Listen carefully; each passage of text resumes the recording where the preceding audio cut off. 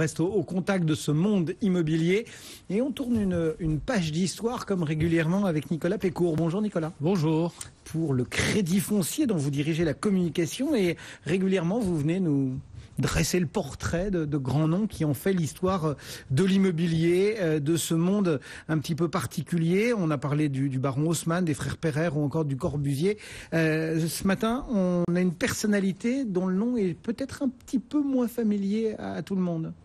Il s'agit de Jean Dollfus. Alors Jean Dollfus, son nom est certes moins familier, peut-être un petit peu moins pour vos auditeurs de l'Est de la France. Mais Jean Dollfus a vraiment marqué l'histoire de l'immobilier parce qu'il va être, on va le voir, le créateur des premières cités ouvrières. Jean Dollfus est né le 25 septembre 1800 à Mulhouse, c'est donc un Alsacien. En 1826, il reprend la direction d'entreprise familiale Dollfus, Mig et compagnie, plus connue sous la marque DMC. Donc on est dans le textile, donc il va créer cette cité ouvrière. C'est également un homme politique. Jean Dollfus aura été maire de Mulhouse de 1863 à 1869 et puis après la défaite de Sedan, il va s'illustrer dans une opposition farouche à l'annexion prussienne de l'Alsace. Il va même être envoyé par ses concitoyens comme député protestataire de 1877 à 1887 au Reichstag et puis en 1887 il décédera toujours à Mulhouse. Pourquoi est-ce qu'à partir de 1850 il y a cet intérêt pour le logement ouvrier ? Plusieurs facteurs expliquent cet intérêt pour le mouvement ouvrier. Donc on est au milieu du 19e siècle, on en a largement parlé, notamment quand on parlait des frères Pereire. Donc c'est une époque de pleine expansion industrielle, c'est le développement des chemins de fer, c'est le développement de l'acierie, des mines, donc des nouveaux centres industriels qui se créent. En même temps, on a une démographie de la population qui est assez importante et donc on a un exode rural massif et donc qui conduit un grand nombre de Français à devenir ouvriers dans ces nouvelles cités ouvrières. Et puis en même temps, c'est le deuxième facteur. On a un habitat qui est insuffisant pour accueillir l'ensemble de ces ouvriers. C'est un habitat qui est insalubre, qui est sale, qui manque de lumière, d'eau, d'espace. Et donc, on a également un problème de santé publique. On en parlait pour le baron Haussmann en 1832, épidémie de choléra à Paris qui fait près de 20 000 morts. Marseille sera également affectée à l'été 1835. Et donc, on a une prise de conscience de ce qu'on appellerait aujourd'hui les élites, les industriels, les politiques, les intellectuels. Et tout ça concourt à ce que, dès avril 1850, à l'initiative de Armand de Melun, c'est un député, il y a une première loi de salubrité publique en France et puis surtout c'est la création de ces cités ouvrières. Alors certes, il y avait eu quelques expérimentations ou exemples auparavant. Je pense en particulier aux manufactures royales de Colbert à la fin du XVIIe siècle. On peut citer également la saline royale de Arc-et-Senans, mais c'est vraiment une nouvelle façon de développer le parc de logements et donc cet exemple aussi s'appuie également sur quelques exemples étrangers en Belgique ou au Royaume-Uni par exemple. Qu'est-ce qu'on va du coup mettre en place ? Qu'est-ce que Jean Dollfus va vouloir développer ? Alors Jean Dollfus donc prend la direction de DMC en 1826 et puis très rapidement c'est un patron qui va s'intéresser au bien-être de ses salariés et aux conditions de logement des ouvriers. C'est le premier, ouais. C'est un des premiers en tout cas. On a donné quelques exemples annexes. D'autres exemples également. En tout cas, ce qu'il va faire est assez remarquable. En 1853 exactement, il crée une société qui s'appelle la SOMCO. Alors la SOMCO, c'est l'acronyme pour Société mulhousienne des cités ouvrières. Alors il n'est pas le seul à la créer, il va s'associer à 11 autres industriels. Napoléon III, lui aussi, va faire une dotation. Et la SOMCO va créer donc un parc de logements, de maisons individuelles. C'est un petit peu le début de l'accession sociale à la propriété dont on parle souvent également sur cette antenne. Et les ouvriers donc de DMC vont pouvoir acheter moyennant un faible apport, moyennant ensuite un système de location-vente. D'ailleurs, avec derrière un établissement financier qui à l'époque s'appelle et qui s'appelle toujours le Crédit Foncier de France. Et donc les ouvriers vont pouvoir bénéficier de logements. 10 ans après, on est déjà à plus de 500 logements. À la fin du 19e siècle, c'est près de 1300 logements qui accueillent 10 000 habitants. Et puis, Dollfus ne va pas s'arrêter là parce qu'il va mettre à disposition de ses salariés un certain nombre de services. Et donc, les habitants de cette cité ouvrière vont pouvoir avoir accès à l'alimentation, à des vêtements, à des combustibles à prix coûtant. C'est même une sorte de précurseur à la sécurité sociale puisqu'il mettra à disposition 2 médecins salariés de la SOMCO pour les habitants de cette cité ouvrière. Voilà donc l'exemple de Dollfus. C'est pas unique, il y a d'autres exemples du même type ?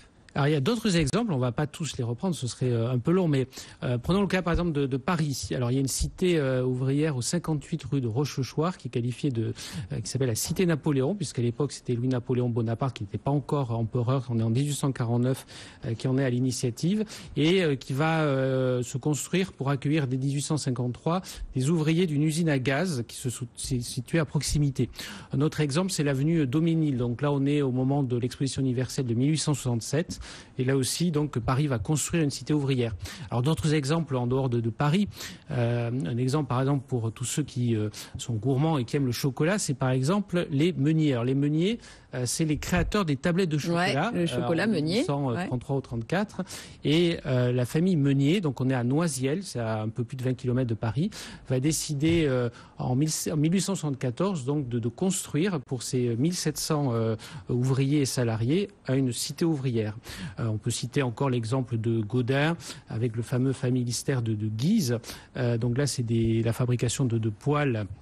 Et puis, peut-être dernier exemple, c'est la famille Schneider au Creusot. Donc là aussi, c'est un exemple emblématique avec les fameuses forges du Creusot et une population qui va tout simplement être multipliée par 10 entre les années 1830 et 1880 et donc qui va nécessiter la construction de cités ouvrières. C'est quand même extrêmement intéressant. Je fais une petite aparté de voir qu'effectivement, c'est pas nouveau que les entreprises cherchent à loger leurs salariés. Non, mais je vois qu'on parle par exemple de la Silicon Valley qui, faute de logements suffisants, beaucoup de boîtes de la tech américaine qui commencent à créer leur propre campus pour héberger les salariés qui restent à côté, qui payent finalement pas trop cher leur loyer du côté de la Silicon Valley. C'est extrêmement intéressant de voir que finalement ils n'ont rien inventé du tout et que ça a toujours été un enjeu prioritaire pour les entreprises. Mais justement, 1850 et quelques, 2018, entre les deux, il s'est passé quoi? Il y a eu un enthousiasme démesuré sur ces projets?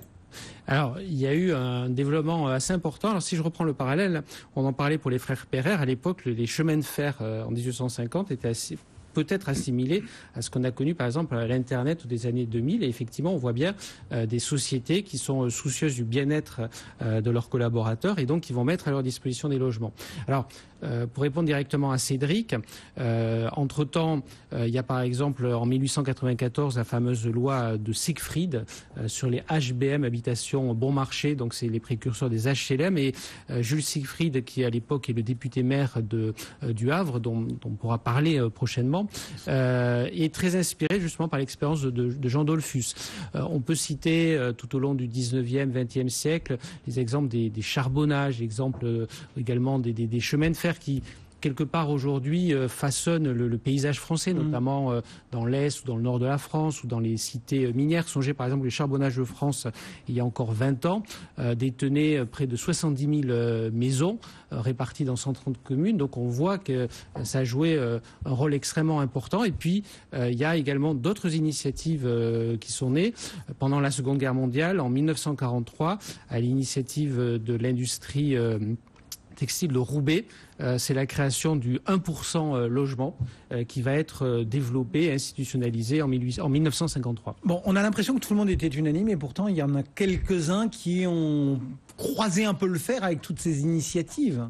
Et puis, il y a pu avoir quelques critiques, hein, même si encore une fois, ce qui a été fait est assez formidable pour le bien-être des salariés ouvriers qui en profitaient. Il y a eu en fait deux types de critiques. La première critique à l'époque, d'ailleurs critique contemporaine comme ultérieure, ça a été de critiquer une forme de paternalisme social et de dire que finalement ces initiatives étaient bonnes, mais qu'elles étaient insuffisantes pour répondre au nombre d'ouvriers qui certes étaient importants. Voire certains estimaient que c'était très intéressé de la part des patrons. En tout cas, ces patrons, en créant ces cités ouvrières, ont mis à disposition des logements pour leurs ouvriers dans des conditions, encore une fois, d'hygiène et de confort qui n'existaient pas à l'époque, et je pense qu'il faut vraiment le souligner. Le deuxième type de critique, c'est sur, en fait, alors ça c'est marrant parce que c'est un débat qui perdure, c'est sur le choix de la maison individuelle. Le choix qui a été fait à l'époque, à l'exception du familistère de Guise, donc c'est Gaudin, je le citais tout à l'heure, c'était avant tout la promotion de maisons individuelles. Et donc toutes ces cités ouvrières ont été construites autour de maisons individuelles qui étaient considérées comme un habitat qui était le meilleur possible pour une famille. famille. Et donc, dès cette seconde moitié du XIXe siècle, comme par la suite, il y a eu des débats entre est-ce que le logement individuel versus le logement collectif est-il plus vertueux ou pas. En tout cas, c'est une question qui perdure. Bon, aujourd'hui, on arrive à en tirer encore des leçons, on imagine, de cette aventure, de cette initiative symbolisée par Jean Dollfus. Peut-être plusieurs leçons. Alors, je l'évoquais tout à l'heure.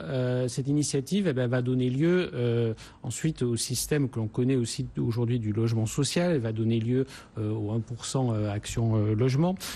Donc, on voit que ce dispositif perdure. Le deuxième élément que je retiendrai, qui est un élément qui est parfois passé sous silence, mais cette période aussi, c'est une période de prise de conscience en matière de salubrité publique. Et on voit qu'on a beaucoup d'initiatives à la fois réglementaires et surtout à l'initiative de ces patrons philanthropes de façon à offrir un logement qui offre un certain nombre de niveaux de confort et qui fait qu'aujourd'hui, probablement, la France est aujourd'hui un des pays qui est assez soucieux de ces sujets d'hygiène, de confort et qui fait qu'en Europe, lorsque vous regardez les statistiques d'Eurostat, la France est souvent classée parmi les meilleurs pays en termes de confort et de conditions d'hygiène pour ses concitoyens. Merci beaucoup pour l'évocation de Jean Dollfus ce matin. Merci Nicolas Pécourt donc pour le Crédit Foncier. Merci Marie. On se retrouve demain. De rien, à demain. Pour le club IMO bien évidemment.